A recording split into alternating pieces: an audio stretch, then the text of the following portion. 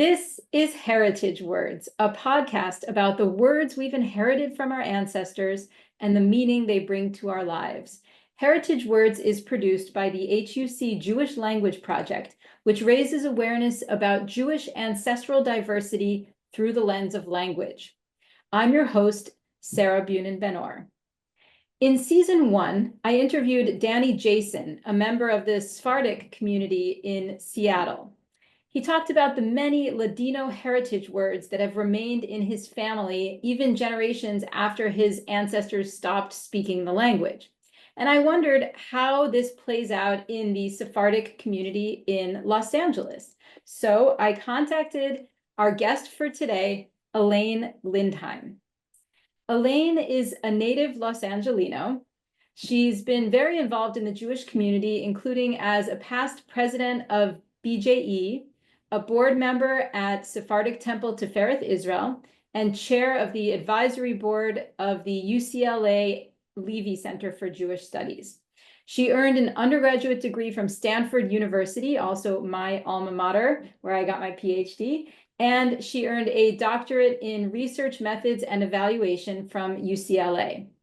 Her grandparents from Izmir, Turkey, were founding members of Sephardic Temple Tifereth Israel. Now, Elaine is retired and she volunteers as a literacy instructor for adult English learners and enjoys spending time with her family. Elaine, welcome to Heritage Words. Well, thank you so much, Sarah. Delighted to be here. So I want to start by asking you about your names. So I introduced you as Elaine Lindheim, but maybe you have other names that you want to share. Perhaps a Hebrew name or a maiden name, and I want you to just tell us a little bit about the stories of your names. Well, let's start with my first name. I am Elaine, named for my maternal grandmother, Esther Enriquez. And so the Esther turned into an Elaine. I had a middle name before I got married. It was Kay for Kaden. That was my father's mother. And although both of the grandmothers were deceased by the time I was born, if they had been alive, it still would have been all right to name me after them, because the Sephardic custom, you can name for the living or the deceased. So my married name, Lavis, my father was a Levi. He was asked, or he decided to change his name when he came through, became an American, and he changed it from Levi to Lavis. My mother's maiden name is Amato, and that is the Sephardic family, at least on one side, that I trace my heritage through.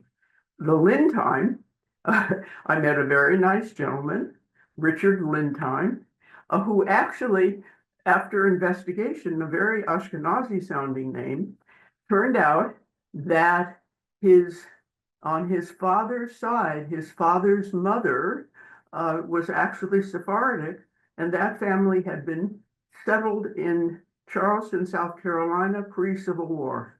And they had people who fought on both sides of the war. Oh my gosh. Wow. That's amazing. Okay, and then so you mentioned Esther. Is that also your Hebrew name? Yes, it Okay. is. And so did you grow up in Los Angeles? I grew up here. I grew up in the house that my grandfather, Raphael Amato, and his wife, Esther, bought when they moved to California in the early 1920s. They moved here from Brooklyn, New York. At that time, my mother and several of her siblings were still living at home, and the house is now in what's Koreatown.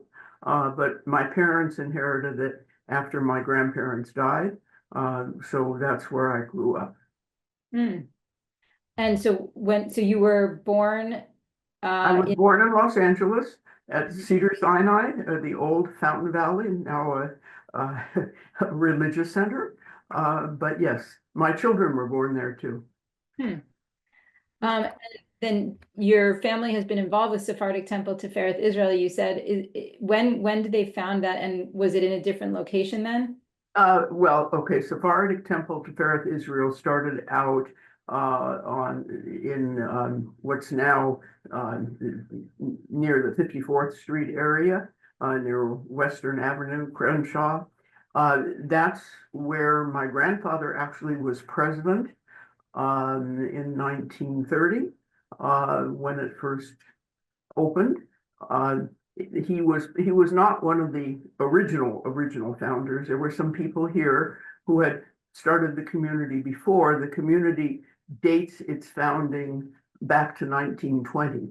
And since he came a few years later, he joined, he knew some of the people. He joined, he was part of the group helping to raise money to build the building that's there.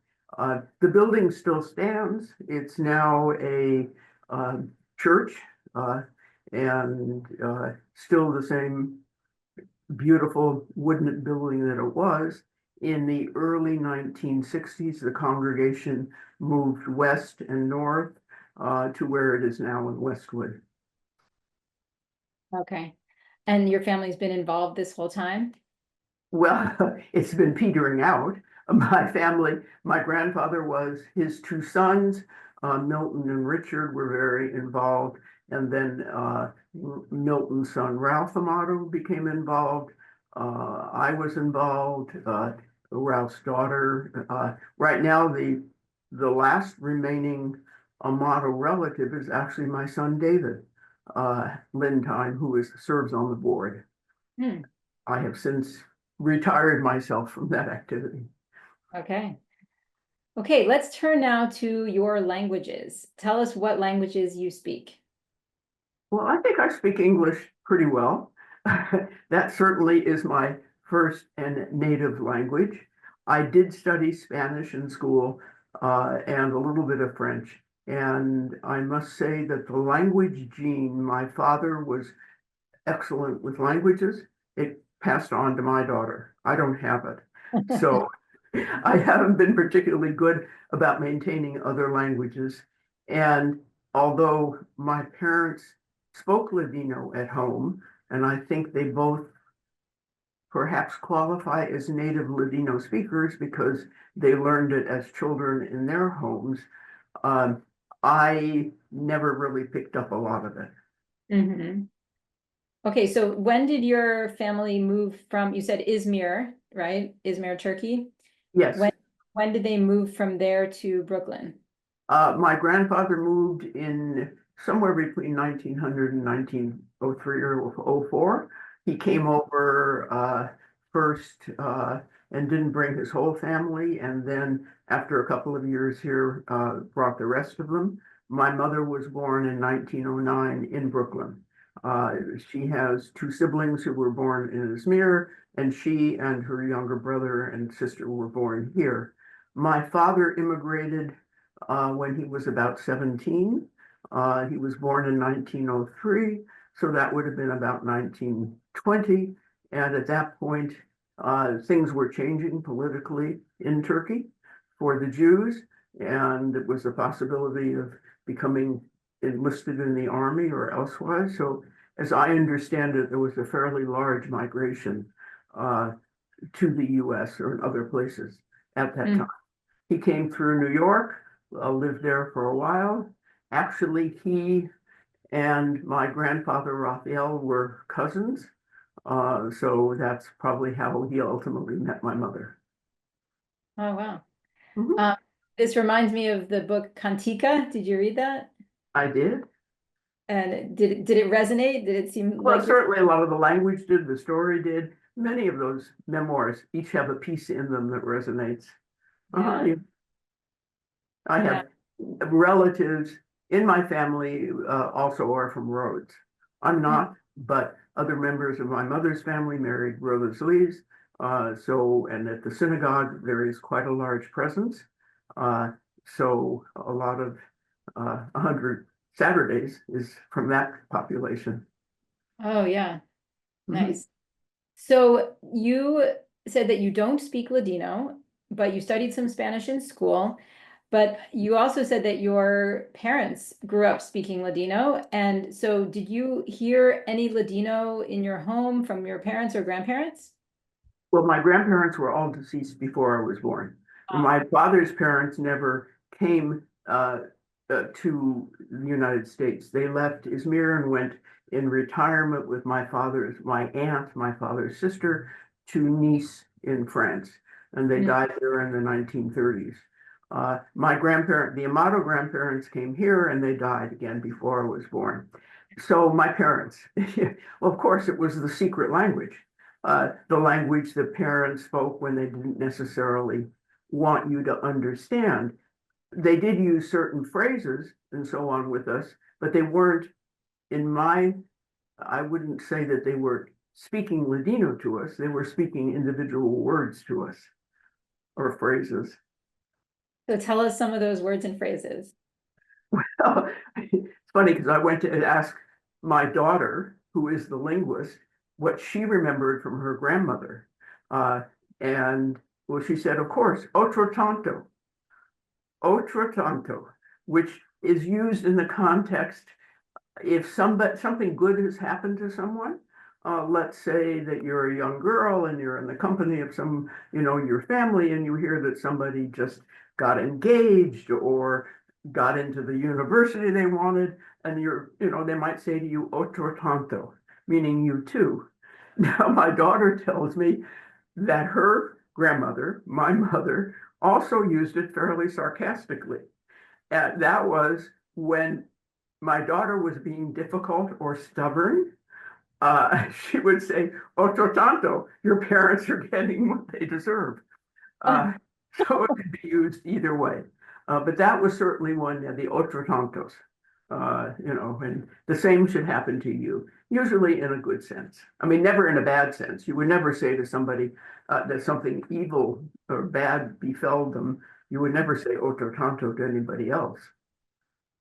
Well, that reminds me of the Orthodox Jewish English phrase, soon by you, that is often said at weddings or when someone has a baby and then they hear the good news, they say it to someone else, soon by you.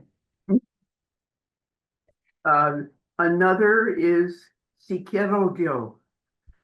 Hopefully God will be willing. Si quiero Dios. Something will happen. Si quiero Dios. It's so hard for me to distinguish the Spanish from the Ladino because Joe is in Spanish as well. Many of these terms are. Another one that, a parent would wish their child, nochada buena. Have a good night. Like, say in other languages, the same sort of thing. Nochada buena. Of course, much of the Ladino that I know and remember is from a place in my home that I really like, which is the kitchen and cooking. And many of the words for food come, I understand them when people say them. We talk about ojaldres, about borekas, about fritadas, all the different kinds of food that you can find in the Sephardic cookbook. Okay, can you translate those for us, please? Which one did I say first? Ojaldres are phyllo dough in a triangular shape that can be filled with cheese, with meat. I guess some people sometimes use spinach fillings. Borekas are like a pie dough that you roll out and you fill again with similar fillings. Can be potato and cheese. Some people make it with cheese and rice, cooked rice, can be with meat. And those are shaped like an empanada. You close up a circle and you make the edge, the repulga, it's called, which is the edge. And that's the test, supposedly, of a good Sephardic woman cook or man, that you can make that very delicately and curl it over the repulga on it. A fritada is a vegetable dish that can be made with or without cheese. They can come, for instance, at the time of the Jewish New Year's, Rosh Hashanah. My mother would make one of spinach, one of leeks, and one of zucchini. Those are all common flavors. You can make them with tomato. Some people mix the vegetables. very common, eggs, cheese, that sort of thing. I think those were the ones. One that's very dear to me because it is the one my mother made and I make, and I've taught my older granddaughter how to make, is rosca. And rosca really just means round. It is a round shaped um, bread uh, with, it's a yeast dough. It's sweetened. It also has cinnamon in it. And it can be, large or small, but medium size is a little bit bigger than a bagel. And you either can eat them fresh out of the oven and just tear them apart or eat them, or you can slice them like a bagel and toast them, and that brings out even more of the cinnamon flavor. And uh, other bendichos manos is a common phrase for somebody who does something in the kitchen or perhaps artistically or outside very well. Blessed hands. So those are some of the words. So you would use bendichos manos, would you use it at the end of a meal to thank someone for being a good? No, you would just say of somebody if you're sitting down and they put this beautiful table of all these nice baked goods in front of you, like a tabla de dulce, a sweet table, for various occasions. You just say of the women or woman who did it, bendichos manos. You have very talented or good hands. And what was the phrase you said about the table? Tabla? What was it? Tabla de dulce, a sweet It table. was- Yeah. Okay. And so would you use that phrase in your home to talk about? Well, interestingly, I don't use it in Ladino. I don't, whatever my granddaughter, who was old enough to remember my mother, uh, uh, I don't speak it to her. She remembers what my mother said to her, and some of her aunts. And I remember it, with my aunts. But truthfully, I do not remember maybe one phrase that's sort of become a joke in our family. Los ojos en 24. My mother would tell my daughter, when she went away or something, los ojos en 24, meaning you need to have your eyes all around you. Be aware, be alert. 24 meaning 24? Oh, 24, yeah, like I guess 24 hours. I don't know Oh, what it means. I just know how it's used. have your always be on the lookout for things. Yeah, be careful, pay attention. Los ojos en 24. Got it. Wow. Okay, so you said that you don't use these phrases. These are phrases your daughter remembers hearing from her grandmother. Right. Are there any Ladino words that you do use? No, I don't. As I said, maybe occasionally, as a joke, we'll say, or if she's going to go do something, los ojos en 24, or something, you didn't have los ojos en 24, or something happened. But beyond that, and only, doing it to reflect that we both remember my mother and think about her and how she'd say that. Oh, that's nice. But So I those, don't. so those foods that you mentioned, ojaldres, borekas, fritada, rosca, you don't make those yourself? Oh, yeah, I do. Oh, you do. I And do, particularly rosca, borekas, yes. Oh, I should have said there's one kind of boreka that all the younger kids in the family seem to like, and that we call the pizza boreka because it's made with eggplant and tomato, and that mixture is called handrajo, Handrajo, handrajo, and that is a mixture you bake. It's sort of like I'm trying to think there's an Italian equivalent of taking eggplant, tomato, onion, cooking it all down together, and it becomes a little bit thickened, enough to be a filling that you can put inside the dough. And those are the pizza borekas. wow, I'm getting very hungry. So you make all of those dishes, Yes. and do you refer to them with their Ladino names? Yes. When I make them, I refer to them. Yes. Yes. Including handrajo? Oh, well, I'll say these are borekas de handrajo or, for the kids, eggplant borekas. I mean, we refer to, sometimes you might talk about it.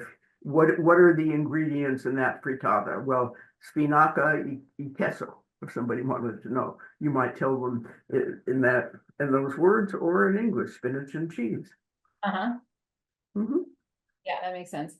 Um, and so do your children also know those names for the foods? Do they use them themselves? Uh, yes, they would use those names. Unfortunately, not. My son doesn't like any of those foods. My daughter does, my granddaughter does. And as I said, this granddaughter, the one who's now in the 11th grade, has been learning how to cook a lot and knows how to cook a lot of them. Mhm. Do you ever give that granddaughter cooking lessons? Oh, absolutely. That's how she learned. Oh, I love that. And Yeah, I let her, sorry, go I ahead. let her cook so the one piece of kitchen equipment that I have is a wooden bowl, a mixing bowl, a fairly large one, that was in my mother's kitchen. I remember her using it, but after she died and found it in her apartment, and she put a piece of paper in it, and it said from mother to daughter to daughter. So the mother in that was her mother, my grandmother, then she, then me. Well, I'm going to have to write that to say from mother to daughter to granddaughter, because the daughter in between isn't that interested in cooking, but her daughter has learned. Wow, that's so special that you still have that bowl in your family. Yeah. Was it was it from Turkey? I don't know. I don't know its history, how much they brought with them from Turkey, as opposed to bought in Brooklyn, as opposed to bought in LA. That part it doesn't reveal. Yeah. Do you have other things like that in your family that have been passed down the generations? Uh, no, not really. I mean, I have a mortar and pestle from an uncle and aunt of mine. Uh, I have some candlesticks, some bronze candlesticks that came from my mother, and I think probably from her family. I have my mother loved the ojos, the kinds of decorative eyes on jewelry and elsewise. Uh, so I have some of hers. Uh, my mother also loved all the gold chains and the bangle bracelets that Mm, are very typical of, I guess, Sephardic Jews. I don't know if it's unique to Turkey or not. I only know that's where mine came from. Uh, mm. so I have a long gold chain that I have a piece of. My brother's wife has a piece of, and I said a lot of the bracelets and other things, those things. Mm. And those will pass on to my granddaughters. Do Mhm. you refer to those as heirlooms? Not heirlooms. They're very nice, but I don't know how far back beyond my mother they trace. Well, in my family, we have candlesticks that were my great great grandmother's, and I think of them as our family heirloom, and I have them. I use them on Friday nights. Oh, that's Um, wonderful. Yeah, and so I started thinking about language as an heirloom. It's something that is passed down the generations and is special to us. And even when the spoken language itself is no longer used in our families, we still have some words, and I consider those to be heirlooms as well. That's a very lovely concept. Thank you for teaching me that. Thank you. So let's turn to your studies of Spanish. So you said that you studied Spanish and French, and I'm wondering, with the Spanish in particular, when you started studying it, did it seem familiar because of the Ladino in your family? Oh, yes, very much so, and also familiar because in my family, my mother and my aunts uh, all had Spanish help in their homes. Like a housekeeper or somebody who'd come in and help, and they were always Spanish speaking. So I was surrounded by Spanish even before I started studying it in Mm, school. I studied it in high school and took the minimum needed to complete my college requirement on it. And I was far less successful with the French. My father, who went most likely to an Alliance school in Izmir before he came to America, was was fluent in French as well as Spanish, as well as Ladino, as well as English. Actually, he was fluent enough in French that he joined the French Masons in Los Angeles, so he could practice his French. Hmm. It didn't rub off on me. Did you ever hear him speaking French? Oh, sure. And then he would speak it with my daughter, and they would, yeah, get along in French. Oh, interesting. So was it also easier when you took French to compare to your classmates who had? Ask me for things. I just really don't have an ear for language. I know that. And when you took Spanish, were there things that were confusing because they were so different in Ladino versus Spanish? I didn't know. I don't think I knew enough Ladino grammatically or elsewise to be confused, truthfully. You know, words would pop up and I'd say, well, that's the same. But yeah, it took the middle. And when you were growing up, did you ever learn about the dialect differences in Ladino between, say, Greek and Turkish Jews? No, because again, I was primarily exposed to Turkish and Rodosli Jews, Turks, Turkish from Turkey, uh, some from Greece. It never arose. I mean, occasionally one difference I do notice because one project that I got involved with at the Sephardic temple here in the 1970s, I think it was, the women of the sisterhood published a marvelous cookbook, Cooking the Sephardic Way, that's become a classic. My mother has some recipes in there, including for her the rosca recipe and for the different haroset for the holidays and such. I wasn't involved in that, but maybe more than 10 years ago, the sisterhood, the whole synagogue had changed very much in composition. There were still some of the original Sephardim there, but many Persians. And we're looking for a way to kind of bring all of this together.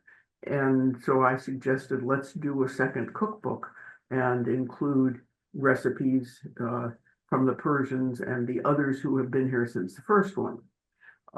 So in that process, got exposed to other words for food and such. And what I noticed is that not everybody from Turkey calls things the same thing. And an example to me is that there is a round sweet cookie that is not yeast-based, that is sort of round, just like a rosca, and the edges are kind of cut. And you can put cinnamon and sugar on it, or you can put sesame seeds on it. And then there is a yeast-based, more like a pretzel kind of cookie that has usually some salt on top and so on. And what I would call a rashika, my Rodosli's cousins and the people in the sisterhood would call a bizcocho. And what I would call a bizcocho, which was the yeast-based one, they call a rashika. Oh, that was kind of interesting. I don't know how that happened. Yeah. That is really interesting. So it seems like the way you engage with Ladino is primarily through food. Absolutely. And aside from food, are there other ways that you engage with Ladino, like learning about Ladino literature or singing songs in Ladino? I don't sing them personally, but I'm very interested in the history of Ladino. I once took a class at the Skirball from Brian Kirshen, when he was, so I was curious to explore the language further. I like subscribing to things about Ladino, reading books with Ladino phrases in them, and so on. So I very much enjoy the culture, the language, the things associated with it, memoirs from people who that's part of their background. I'm very interested in that. From a Sephardic history point of view, knowing more about my Sephardic heritage. And it seems like there's somewhat of a resurgence of interest in Ladino now, especially since the pandemic. people have been learning Ladino and talking about it. And there are new Ladino-based organizations like the American Ladino League that Brian Kirshen is one of the founders of. And I'm wondering what you think about all that and if you're involved with any of them. I'm only involved from a point of a spectator. I think it's great. I think that it's wonderful. I mean, I would be surprised to see Ladino revived as a living language. I understand there are still native Ladino speakers. A few, I know them through our temple, many of whom unfortunately have passed on, and in Israel. So I don't see it, I guess maybe it's somewhat like Yiddish, that a real interest in it, but perhaps the number of people who will be next generation native speakers is far less. But I'm happy to encourage and to promote anybody who's, any serious efforts, scholarly and elsewise, in studying it. It's certainly an important language for scholars to know, to be able to research things that were written in Ladino. Mm. Yeah, and to know about it. Yeah, and you're right to point to the similarities with Yiddish. There are a lot of similarities in that there's a resurgence of interest in it among young people whose ancestors spoke it, and it didn't get passed down the generations to them, but now they're looking into it again. But it's also different from Yiddish in that Yiddish is kept alive in Hasidic communities, and there Right. is a comparable community for Ladino. Right. I mean, in the Yiddish community, there are students who are taught it in school and families who speak it at home. Mhm. Yeah. Right. But there are Ladino classes at a number of I universities, know that. Yeah. Washington, Berkeley, Tufts, um, Harvard, and maybe a few others in the US, and then a bunch in Israel and in Spain and France, I believe. So what's your advice to young people who are just learning about Ladino and starting to learn the language? Do you have any advice for them? Well, my advice is, I mean, I'm fascinated by the fact that there are young people many come without any Ladino background, some with some, it was part of their family heritage, but others for whom it's no part at all, but are interested from the point of view of other angles into it. And I certainly would encourage them. I'm delighted to know that people are still studying it, finding out, translating documents that haven't been translated yet, so I can read them. That's sort of a selfish point of view, but so people like myself who don't know Ladino well enough to read it can know what it says. So no, I think it's great, and I'm in general very pleased by the increased interest in Sephardic culture, history. It's an important part of the Jewish story, and I'm delighted to see that as compared to, for instance, when I was growing up and what I was taught in religious school and elsewise, far more emphasis on it. Did you go to religious school at Sephardic Temple? I did not. It was kind of far away, actually. Was raised and confirmed in the Wilshire Boulevard Temple. Ah, And my parents belonged there as well as at the Sephardic Temple. My brother also and my husband went through the Wilshire Boulevard Temple, but my brother was bar mitzvahed at the Sephardic Temple. Um, interesting. Is that because of the gender difference that you couldn't have a bat mitzvah well, actually, I precede by maybe a couple of years the first Reform bat mitzvah. And Oh, it would not have been, yes, now in Sephardic temple, there is a bat mitzvah ceremony, not reading from the Torah, but a ceremony. But I think the first bat mitzvah, I'm old enough to have been a little bit older uh, than, than that.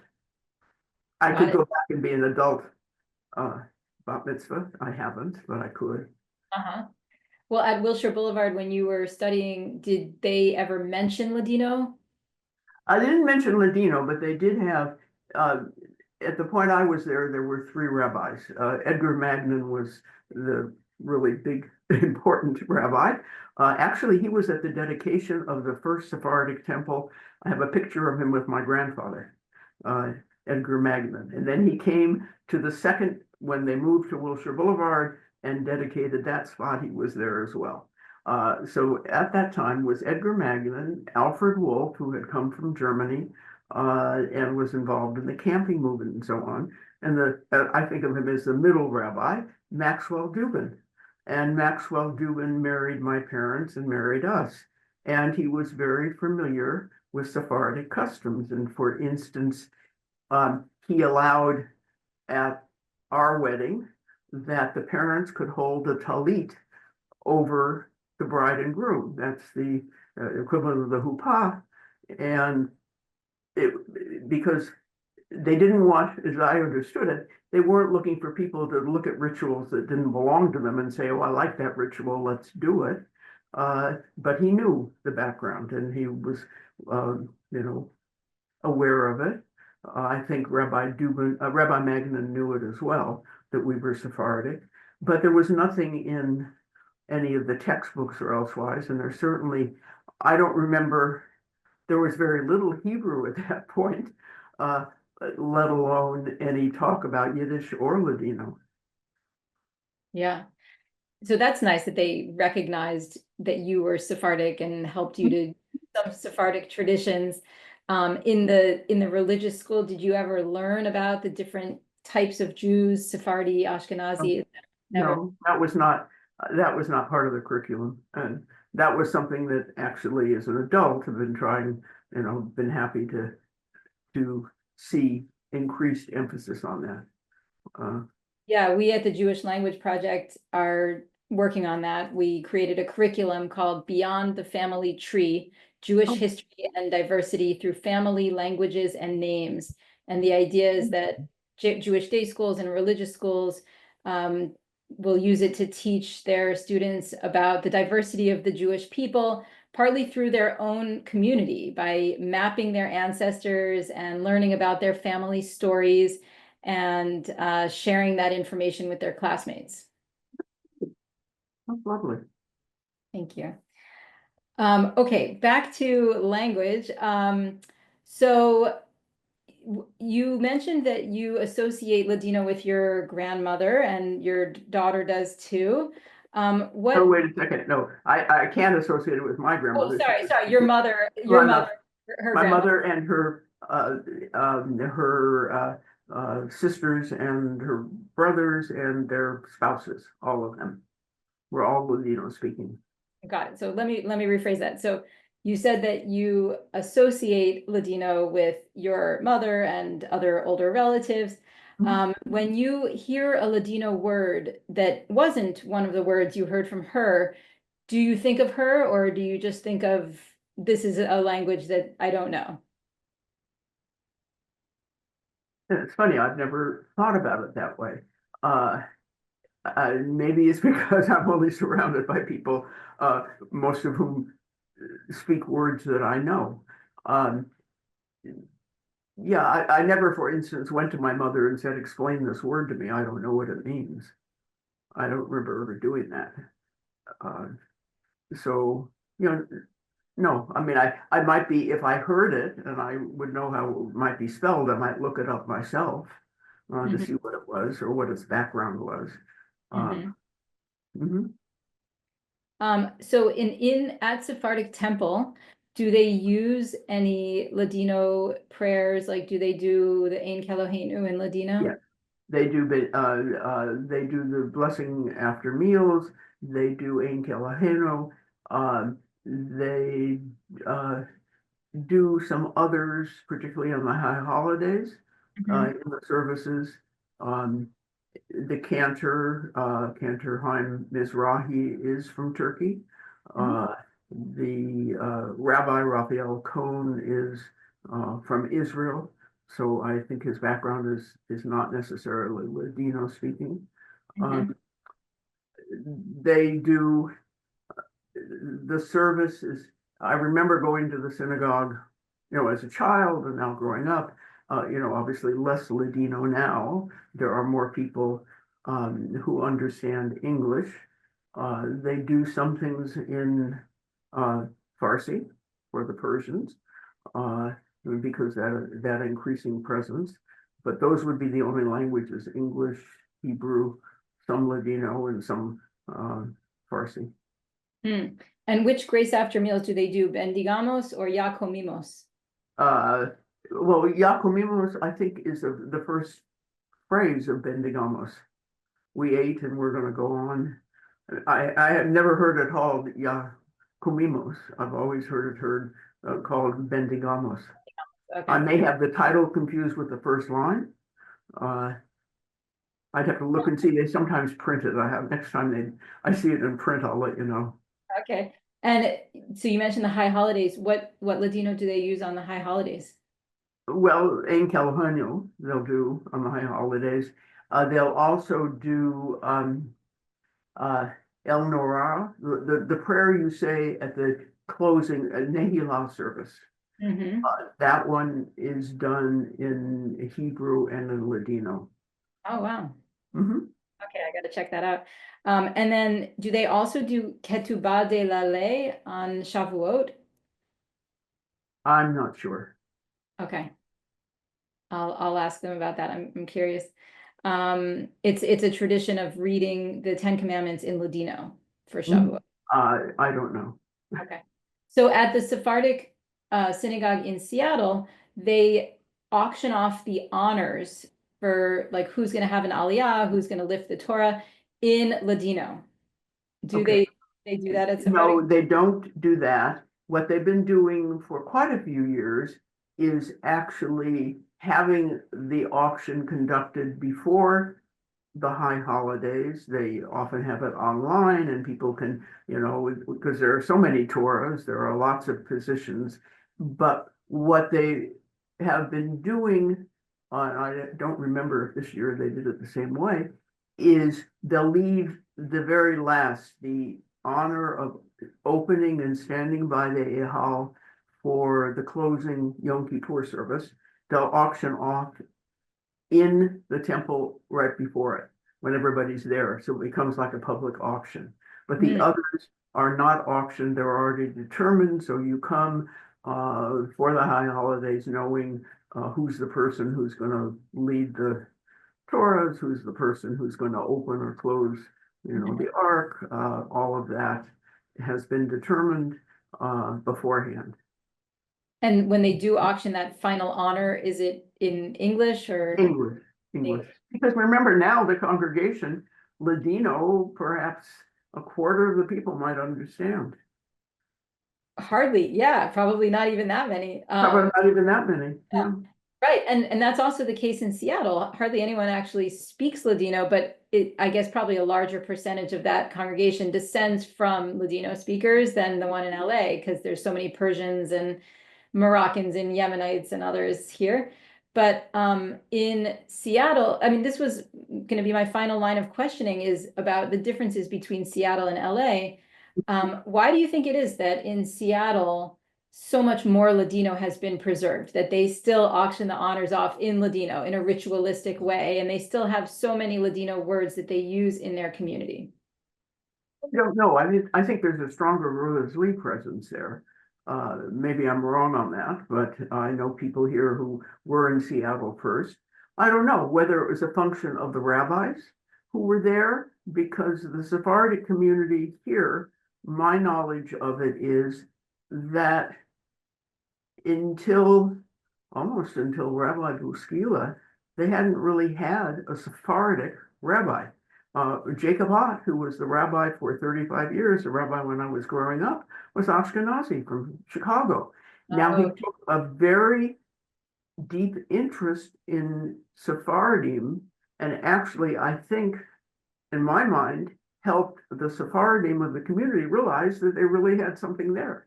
That he was in the first cookbook, he wrote the beginning of it and everything, and encouraged this and saw it as something, a heritage that you should be, proud of. But before that, I mean, on holidays, when I was growing up, it would be a rabbi they'd bring in for the services. Uh, mm. they had cantors, who, were Sephardic. But I think my understanding of the Sephardic community in Seattle is that they had several very strong rabbis who were Sephardic, who probably immigrated at the same time. And even here, I'm not sure about the leadership of, there are several Sephardic communities in LA now, but there was another one, Sephardic Beth Shalom, that merged eventually with Sephardic Tifereth Israel. And they may have had more of people who were Ladino speakers in their leadership and in their clergy. Mm.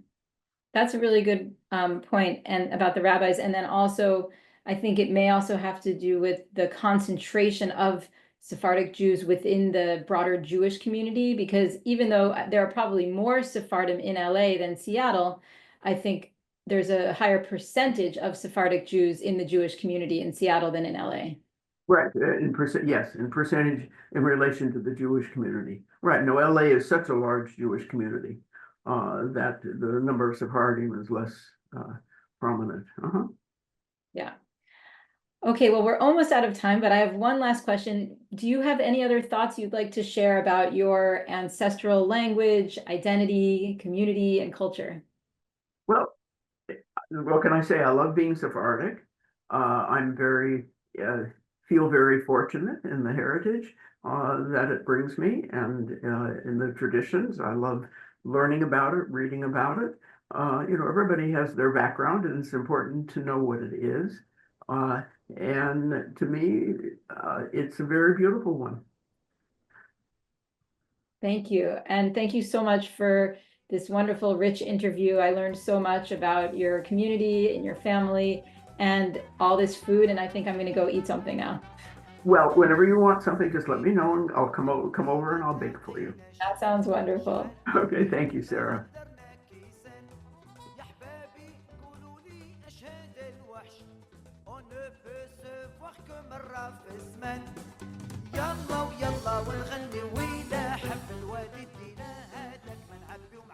Heritage Words is a partnership of the Hebrew Union College Jewish Language Project and HUC Connect, supported by tax-deductible donations from listeners like you.